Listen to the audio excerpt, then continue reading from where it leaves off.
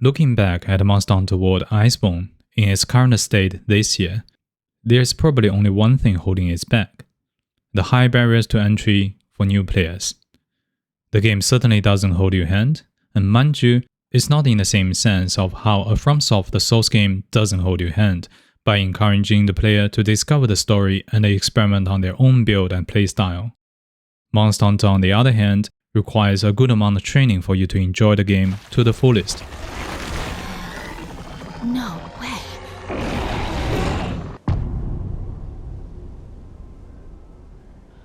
The game has a complex weapon mechanic, and the combat revolves around understanding your weapon and the monster you're fighting with. When I first tried out the demo for Monster Hunter World, I came from years of the Souls game mindset. The game immediately felt clunky to me. Attacks have long recovery animation, and because of that, movement felt slow and unresponsive. Monsters' attacks seem quite random and also have shorter wind-up window for me to recognize their pattern, so I kept on rolling and always get hit. In addition to that, I chose a charge blade to test out my first hunt. The only attack I could do was spamming the basic sword attack. After 10 minutes of chopping, I finally killed the Great Jaguars. But I didn't have fun at all and decided this was not the game for me. But how awfully wrong I was. After the game was fully launched, Monster Hunter World received so much praise globally and quickly became one of the Capcom's best-selling titles.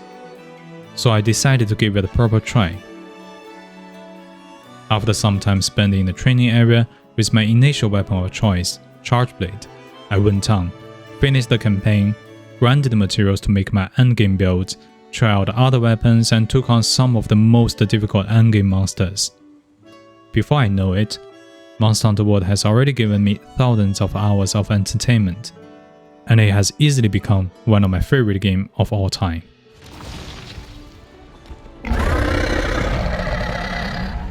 Oh wow, you did it! Now let me tell you what I mean by Monster Hunter World requires some training for you to enjoy the game to the fullest.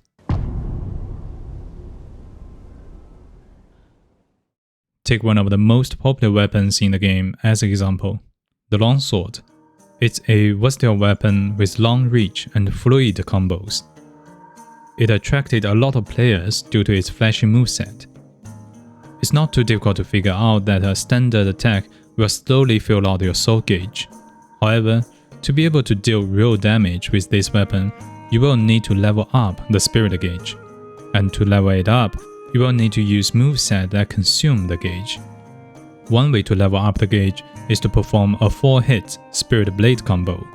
When the final hit, Spirit Round Slash, lands, you will gain 1 level.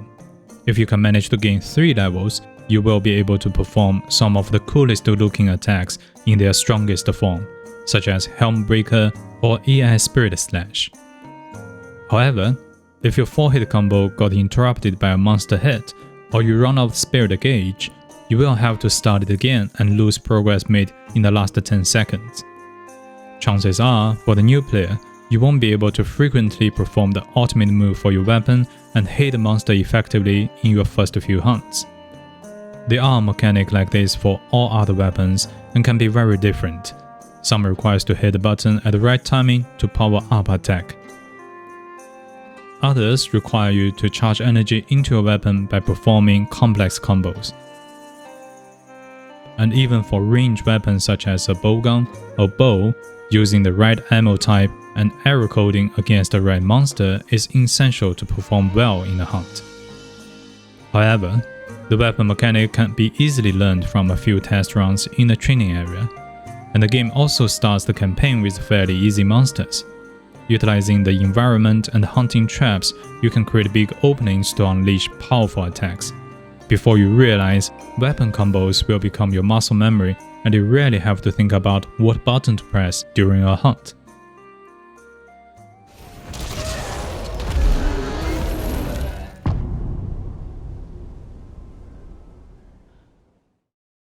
Now, on the other hand, at the beginning, monsters' attack might seem quite random and also have shorter wind-up window to dodge or punish. But after each attack, they all have a small amount of moves they will perform. and most of them will always leave a safe spot for you to position yourself in, leaving you with enough time to predict or bait out monsters' attack for you to punish, just like a fighting game. Take Rathian as example. Her tail attack with backflip is a very dangerous attack, but if you have a shield, this can be easily guarded and countered with high reach attack you have to her head. Her upgraded version, the Gold Rathian, is also very predictable. Every time she does her 2 charges, if you are far enough, she will always use fireballs. And if she is in an enraged state, she will only use 2 fireballs, one to the front and one to the right, so it will always be safe on her left side.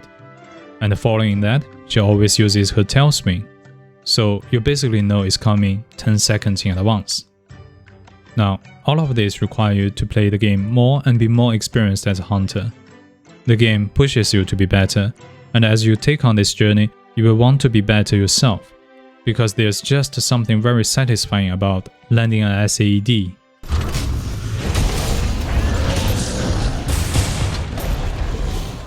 Performing a Spirit Helmbreaker,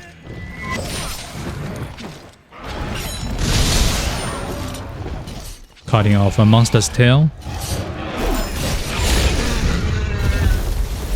or breaking out their giant horns. This satisfaction and sense of achievement never gets old in this game, and they get even better when playing with friends.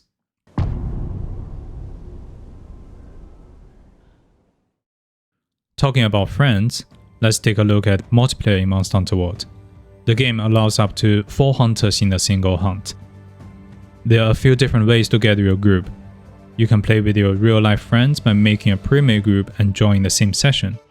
Forming a squad will also make the group persistent, which makes the process much quicker every time you start the game. Alternatively, you can also play with random players on the internet by searching for public sessions with criteria of your choice. Now, if you're struggling with a specific monster, in the middle of the hunt, you can also choose to fire an SOS flare, and the people online who are looking to help new players will join your hunt directly and help you out with the monsters. Now, I have always been a person who prefers single-player games and was stubborn to use SOS back in the days. I wanted to fight all monsters solo, and that's what I did. Almost. There was a particular event that forced me into multiplayer, and this is called a Siege event. And this is when 16 players gather in the Gathering Hub and join Safi'jiiva Siege Lobby. Up to 4 groups can take on this massive Red Dragon hunt, and you all contribute to the final reward in the lobby.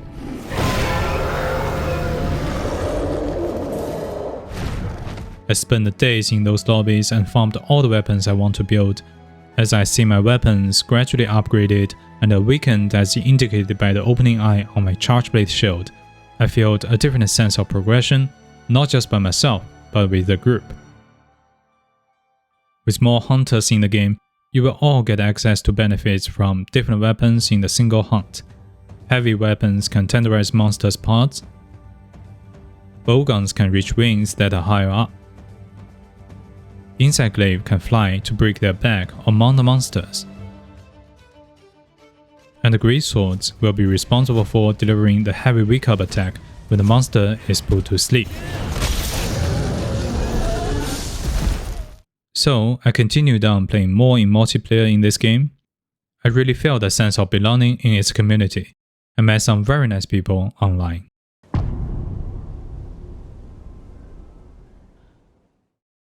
Now, let's talk about the Monster Hunters community. It's an interesting one. People there are very friendly and welcoming to new players. They are always willing to give you some tips about the weapons and monsters. If you have any questions, they will be answered. And if you need help with specific hunt, there are always people willing to jump on a session to help. On the other hand, they can also be very strict in terms of pushing you to be a better player. So when you're equipped with Defense Boost level 7 and join a session with a group of high-rank hunters, they will likely make a comment or two about your build.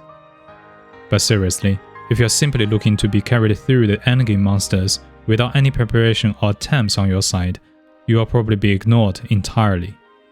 And by preparation, I mean at least upgrade all armors to the highest level so that you won't get one shot and fail the quest when someone is trying to help you on the Black Dragon hunt. Now with the next Monster Hunter releasing in 2025, this is the best time to pick up Monster Hunter World if you haven't. And if you're an experienced player, and I'll call upon you to return to the world and help out our new members to this community. If you want to learn about the weapon or have any questions on this game, feel free to join my Discord in the description below and find other hunters to play with. I hope you enjoyed this video. Please leave a like and subscribe for more content gaming. This is Nixing, thanks for watching and see you next time.